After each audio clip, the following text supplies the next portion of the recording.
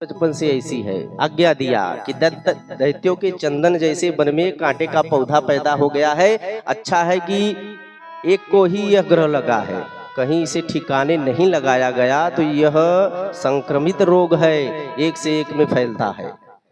गांव में कोई एक माला धारण करने वाला, चंदन धारण करने वाला, झाज मजीरा वाला हो जाए तो देखते देखते बहुत लोग हो जाते हैं। कृष्ण ग्रह जो है संक्रमित रोग है। हिरण्यकश्यप सोचा कि अभी तो इसको लगा है, कहीं सबको न लग जाए, तो सोचा इसको ही ठिकाने लगा देता हूँ। बड़े बड़े पर्वतों से गिराया, पानी में डुबाया, अग्नि में जलाया, विषपान कराया, भोजन पे प्रतिबंध लगाया। सारे प्रयत्न करके हिरण्यकश्यपु हार गया, लेकिन विफल हो गया। होलिका जलाने आई सो खुद जल गई, राख की ढेर हो गई। शीतल अग्नि हुई तो प्रहलाद जी की प्रतिभा से खुश हो गए। उसके जो मित्र थे सुबह वही राख को उठा उठा के अपने सर पे फेंकने लगे। उसी को हम जो है रंगोत्सव के रूप में मनाते हैं, ठीक है।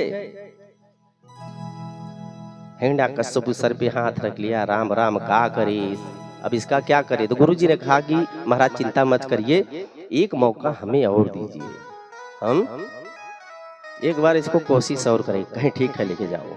गुरुजी लेके आए, प्रहलाद को बांध के पटक दिए। बोले बता तेरी बुद्धि किसने खराब करी। प्रहलाद जी कुछ नहीं बोले तो छोड़ के चले गए गुरुजी बाजार घूमने। अब प्रहलाद जी ने जब अपने को आश्रम में अकेला देखा तो सारे मित्रों को बुलाए, भाई मेरा बंधन मुक्त करो मेरे को। तो सारे सखाओं ने उन्हें बंधन से मुक्त कर दिया, विद्यार्थियों ने। तो बैठ गए, कहें चलो आज गुरुजी नहीं है, आज एक खेल खेलते हैं। कहें क्या? कहें आंख मिचोली का खेल खेलते हैं। कहें तो बहुत पुराना खेल है महाराज। कहें हाँ खेल पुराना है जरूर, लेकिन प्रत्येक जीवात्मा और परमात्मा के बीच यही चल रहा है। कहें क्या?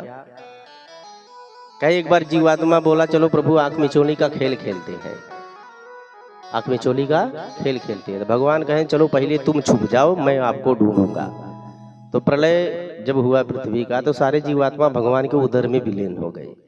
प्रहलाद जी बच्चों को समझा रहे, अपने मित्रों को, सखाओं को, कि जब प्रलय हुआ तो सारे जीव भगवान के उदर में विलीन हो गए। भगवान ने जब सृष्टि की रचना करनी चाहिए तो सारे जीवों को कर्मानुसार निकाल के खोज खोज के अपने उदर में से भेज दिए कि जाओ मैंने तुम्हें ढूंढ लिया, अब मेरी बारी है। इसी जगत के कड़ में मैं व्याप्त हूँ, अब मुझे, मैं छुप रहा हूँ, मुझे ढूंढ के दिखा। तो वही जीवात्मा आ गया है, प्रभु को ढूंढ रहा है, ढूंढते ढूंढते पाता नहीं है तो फिर चला जाता है। बार बार जन्मना मरना उसका लगा रहता है। आज एक एक प्रश्नों का उत्तर दे रहे हैं अपने सखाओं के, क्योंकि गुरु जी नहीं है।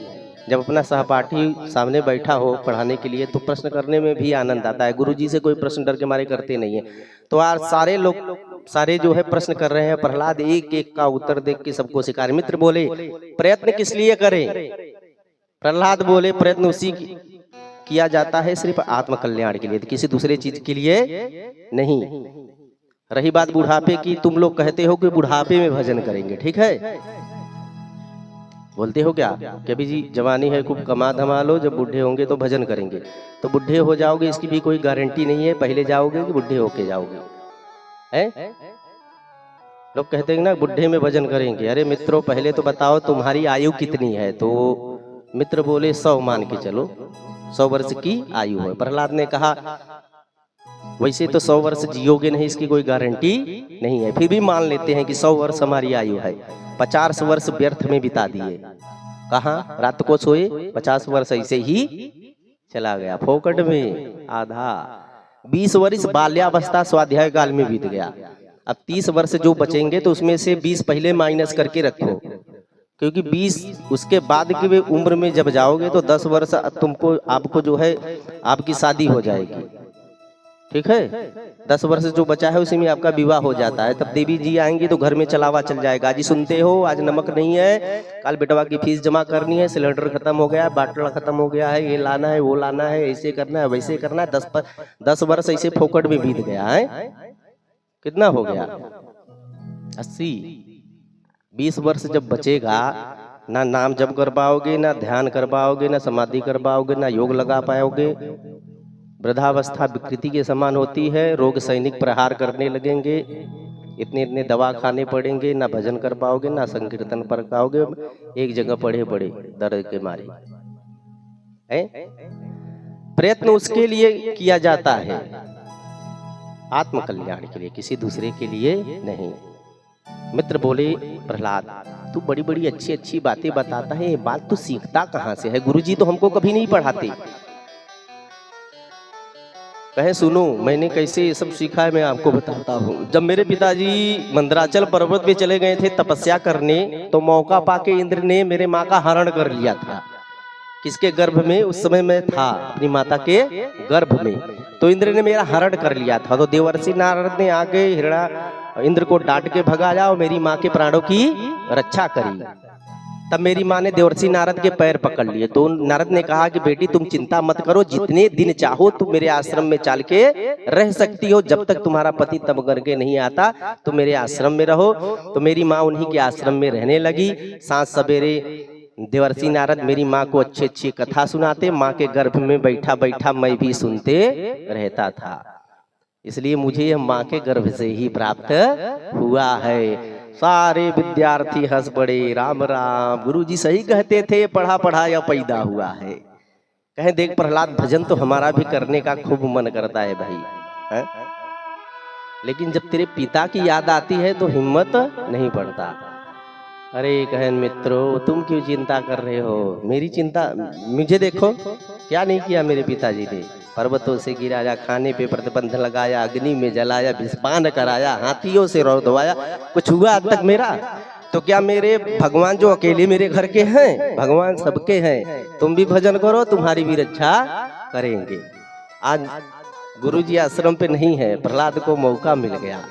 सारे मित्र बोले चलो भजन करते हैं, ठीक है, और हम भी अपने मन को वहीं लेके चलेंगे।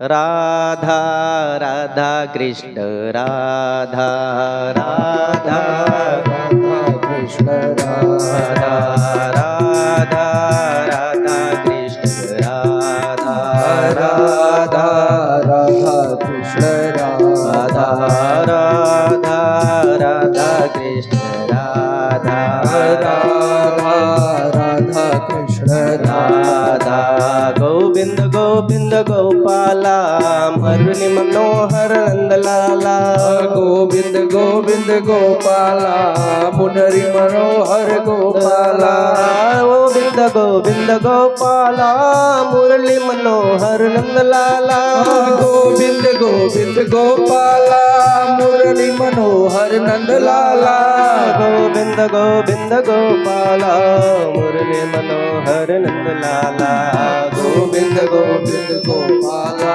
मुरली मनोहर गोपाला राधा राधा कृष्ण राधा राधा राधा कृष्ण राधा गोविंद गोविंद गोपाला मुरली मनोहर नंदलाला गोविंद गोविंद गोपाला मुरली मनोहर नंदलाला गोविंद गोविंद गोपाला मुरली मनोहर नंदलाला गोविंद गोविंद गोपाला मुरली मनोहर नंदलाला राधा राधा कृष्ण राधा राधा राधा कृष्ण राधा। यहाँ सारे विद्यार्थी जो है नाम संकीर्तन कर रहे थे। गुरुजी बाजार से आ गए, देखे अरे राम रे रोग फैल गया पूरे आश्रम में। पहले एक बीमार था, अब सब बीमार हो गए।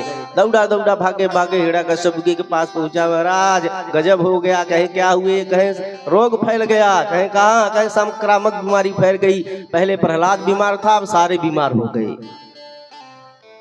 जो हिरण्यकश्यप सुने, हिरण्यकश्यप ने सुना, क्रोध के मारे आंखें लाल हो गई, चल पड़ा। कोपवेश चलत गात्रम पुत्रम हंतुम मनोदधे, आज इसको मार ही डालूंगा। चला दौड़ के कि आज इसको छोड़ूंगा नहीं, मार डालूंगा। पहुंच गया वहां पे नाम संकीर्तन हो रहा है। राधा राधा कृष्ण राधा राधा राधा कृष्ण राधा राधा राधा कृष्ण राधा राधा राधा कृष्ण राधा गोविंद गोविंद गोपाला मुरली मनोहर नंद लाला। गोविंद गोविंद गोपाला मुरली मनोहर नंद लाला। गोविंद गोविंद गोपाला मुरली मनोहर नंद लाला। गोविंद गोविंद गोपाला मुरली मनोहर नंद लाला। राधा राधा कृष्ण राधा राधा राधा कृष्ण राधा राधा राधा कृष्ण। जो हिरण्यकश्यप पहुंचा जोर से हट्टाहास किया, कीर्तन सन्नाटे में बदल गया। अब जो जैसे नाच रहा है, जो स्टेप लिए वैसे खड़ा, किसी के एक हाथ कमर पे एक हाथ सिर पे, जैसे के तैसे एकदम पाषाणवत सब खड़े, सब इशारा कर रहे हैं। प्रहलाद देख तेरा बाप आ गया बच्चा, कहीं चिंता मत करो, हम हैं। भगवान जैसे मेरी रक्षा करते हैं तुम्हारी भी करेंगे। अब तो हिरण्यकश्यपु ने गालियों की बौछार लगा दी। हे दुर्मनीत मदांत कुल भेद कराधम अस्तभ्य सच्छासनोद्भूतम नेसे त्वादेयमच्छयम् क्रुद्धस्य यंपकंपत्ते त्रयो लोके महेश्वरा तस्यं ते भीति मदमूढ़म शासनम किम बलोत्यगा। किसके बल पे तूने मुझे चैलेंज दिया रे? जब मैं अट्टहास करता हूं तो त्रिलोक कांप जाता है, सारे देवता पलायन करके भाग जाते हैं, और तू किसके बल पे इतना मुझे ललकार रहा है, घमंड कर रहा है? प्रहलाद बोले पिताजी आपके ब्रह्मा के वरदानों ने अमृत प्रदान किया है ना, तो ब्रह्मा को भी बल हमारे भगवान देने वाले हैं, दूसरा कोई नहीं। ब्रह्मा के पास जो बल और पुरुषार्थ है, जिसके बूते आप इतना चिल्ला रहे हो, उनको भी बल पराक्रम मेरे ही भगवान ने दिया है। अच्छा तो बता तेरा भगवान किधर है? क्या इस खंभे में है? कहे हाँ। तो जहां भक्ति की हाँ भगवान वहां। अच्छा तेरा भगवान इस खंभे में है? जो गदा से जोर से प्रहार किया खंभे में, तुरंत भगवान नरसिंह रूप में प्रकट हो गए। बोले नरसिंह भगवान की जय हो। गगड़ गड़गड़ानो खंभ फाटो चरचरानो निकसो नरनाहर को रूप अति भयानक है। गगड़ गड़गड़ावे जीव दसन लप लपावाई चितवत सरोजो मानो अंग खान है। हिरण्यकश्यप देखा रे बड़ा भयंकर है इसका भगवान, आधा नर और आधा सिंह। फिर ब्रह्मा के वरदानों का स्मरण करके सोचा गिर गया तो क्या हुआ, मैं मरने वाला नहीं हूं, ब्रह्मा के वरदान मेरे रक्षा करेंगे। अब भगवान से लगा युद्ध करने, खड़ग ज्ञान संभाल ली। भगवान जैसे गरुड़ सर्पों के साथ खेलते हो, वैसे ही हिरण्यकश्यप से खेलना प्रारंभ कर दिए। शाम होने को आ गया, ब्रह्मा जी ने इशारा किया जल्दी करो, रात के समय दैत्यों का बल पराक्रम बढ़ जाता है। मानो भगवान इतनी जोर से दहाड़ लगाए, ब्रह्मा जी सपक एकदम डर गए। मानो भगवान कहना चाहते हैं पहले तो वरदान देते हो, बाद में खुद डरते हो, फिर मुझे डराते हो। भगवान ने देरी नहीं की, हिरण्यकश्यप को अपने गोदी में पटक के बीच डेहरी पे जाके बैठ गए। हिरण्यकश्यप बोल उठा महाराज गिर गया तो क्या मैं मरने वाला नहीं? कहे क्यों? कहे ब्रह्मा के वरदानों ने मुझे अमरत्व प्रदान किया है। भगवान बोले बोल कौन सा वरदान तूने लिया है? हिरण्यकश्यप बोला ना ऊपर मरू ना नीचे। कहे बीच डेहरी बैठा हूं। कहे ना बाहर मरू ना भीतर। कहे ना ये अंदर है ना बाहर है, डेहरी पे है। तू मेरे गोद में है ना ऊपर है ना नीचे है। अच्छा तो एक वरदान और लिया है, ना दिन में मरू ना रात में। कहे सांझ का समय है, स्पेशल तेरे लिए बनाया है, गोधूली बेला है इसमें। अच्छा महाराज तो एक और लिया है, कहे उसको भी बता। कहे ना अस्त्र से मरू ना शस्त्र से। कहे तेरे लिए मेरे नाखून ही बहुत हैं, इसी से तेरा उदर भी दीर्ण करूंगा। अच्छा महाराज अब तो बुरे फंस गया। एक और लिया था, कहें बता। कहे ब्रह्मा की बनाई सृष्टि में किसी प्राणी से ना मरू, ना किसी जानवर से मरू। कहे सुन ब्रह्मा को मैं बनाता हूँ, ब्रह्मा ने मुझे नहीं बनाया है। और रही बात देख, ना मैं नर हूँ ना मैं जानवर हूँ, मैं नर सिंह हूँ। अच्छा, अब तो एकदम बेचारा घबरा उठा, अब क्या करिए। कहे महाराज एक और याद आ गया, कहे उसको भी बता। कहे 12 महीने से किसी महीने में ना मरूं। कहे अधिक महीना चल रहा है, स्पेशल लौट का महीना मैंने तेरे लिए बनाया है, अधिक मास जो अभी आने वाला है, ते स्पेशल मैंने तेरे लिए बनवा रखे। अब तो हिरण्यकश्यप हार सोचा कि राम राम अब क्या करूं। तो भगवान ब्रह्मा जी के सारे वरदानों की रक्षा करते हुए हिरण्यकश्यप का उधर विदीर्ण करके उसकी आंतें निकाल के पूरी माला पहन ली। भगवान इतने विकराल लगने लगे, सारे देवता घबरा गए। भैया इतना भयंकर स्वरूप तो आज तक हमने इनका देखा ही नहीं था। ब्रह्मा सोचे चले भगवान क्रोधित हैं, इन्हें शांत करें नहीं तो पूरी पृथ्वी दग्ध हो जाएगी। ब्रह्मा हंस पे सवार होकर पहुंचे भगवान की स्तुति करने। जो स्तुति करने लगे भगवान ने जोर से दहाड़ लगाई, ब्रह्मा जी का हंस उड़ता नजर आया। भाग भाई,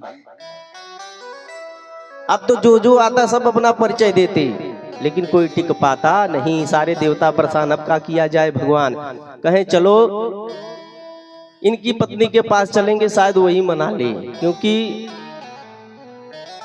पति कितना भी क्रोधित हो जाए पत्नियां मनाना अच्छी तरह से जानती हैं। चलो लक्ष्मी मैया के पास सारे देवता भागे भागे लक्ष्मी जी के पास पहुंचे। देवी गजब हो गया। कहें क्या। कहें तुम्हारे पति का ऐसा चेहरा आज तक तो मैंने कभी नहीं देखा था, बड़े भयंकर है, बड़े क्रोधित हो रहे हैं। लक्ष्मी ने कहा भैया मेरे स्वामी तो शांताकार है, तुम कहते हैं क्रोधित है, चिंता मत करो मैं अभी चलती हूँ।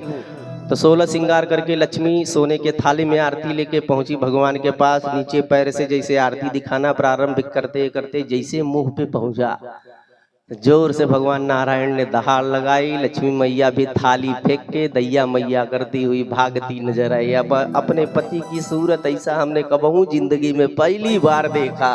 अब लक्ष्मी मैया भाग गई तो देवता अब बड़े दुखी हो गए, अब क्या करें, अब कौन मनावे। तो ब्रह्मा जी ने सोचा कि प्रभु ने जिनके लिए यह अवतार लिया है उन्हीं से चलो निवेदन करे तो शायद कल्याण हो गए। प्रहलाद के पास बोले बेटा तुम ही कुछ करो।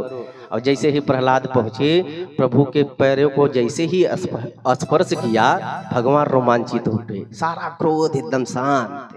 तुरंत प्रहलाद को उठा के गोदी में बैठाकर सद्धो बछड़े को जैसे गाय चाटती है वैसे भगवान अपने जीभों से चाटना प्रारंभ किए। अरे बेटा मुझे माफ करना। आज भक्त भगवान जो है भक्त से हाथ जोड़ रहा है, देखो कि तूने मेरे लिए बड़ा कष्ट उठाया है, कितनी यातनाएं सही हैं, मुझे आने में बहुत देर हो गई पुत्र, मुझे माफ कर दे। तूने इतनी छोटी सी उम्र में क्या नहीं सहा मेरे लिए है। तू बोल तुझे क्या चाहिए, और तुझे डर नहीं लग रहा है मुझसे। सब तो डर के भाग गए। कहे नहीं। कहे क्यों। कहे प्रभु ये रूप आपने किसके लिए लिया है। कहे आपके लिए। तो कहे एक बात और बताओ, जब सिंह जो होता है जब जंगल में दहाड़ लगाता है तो सारे वनचर भाग जाते हैं, और सिंह का शावक कहीं भागता है, अपितु वो उल्टे उसके सर पे चढ़ के किलोले करता है, किलकारियां करता है। हे प्रभु आपने मेरे लिए यह रूप धारण किया है, मैं आपका पुत्र हूं तो मैं आपसे क्यों डरूं। भगवान प्रसन्न हो गए। अरे बारे प्रहलाद चल मांग क्या चाहता है। कहें माम माम प्रलोभय, मुझे प्रलोभन अब दे रहे हो, मुझे कुछ चाहिए नहीं। कहें देख बेटा तू कुछ मांगेगा तो मुझे प्रसन्नता होगी। तो प्रहलाद जी ने सोचा कि यदि मांगने से भगवान प्रसन्न हो रहे तो मांगना चाहिए, इतना भी अकड़ नहीं दिखाना चाहिए। तो कहे प्रभु एक ही वरदान चाहता हूं कि आज के बाद कभी किसी से कुछ न मांगना पड़े। भगवान प्रसन्न हो गए, बोले बेटा तेरे जैसा भक्त आज तक ना कभी हुआ है ना होगा। कहे जा पिता की गद्दी पे बैठकर 14 मनवंतर तक तो राज करेगा, इसके बाद दिव्य लोक से विमान आएगा, इस पे बैठ के तुम मेरे परम धाम को प्राप्त होगी। तो भक्ति में ये सामर्थ्य है कि भगवान को आना पड़ता है। प्रेम से बोलिए श्री वृंदावन बिहारी लाल की जय हो, भक्त वत्सल भगवान की जय हो। जय जय श्री राधे। चलिए नाम जप करके मनवाड़ी को शुद्ध करके कथा को यहीं पे विराम। कल अष्टम स्कंद में प्रवेश करेंगे, मनमंत्रों का वर्णन, चंद्रवंश का वर्णन, राम जी का जन्म और श्याम जी का जन्म होगा। ठीक है, कल हम उत्सव मनाएंगे। सभी माताओं से अनुरोध है, पीत वस्त्र धारण करके आएंगे, पीला वस्त्र।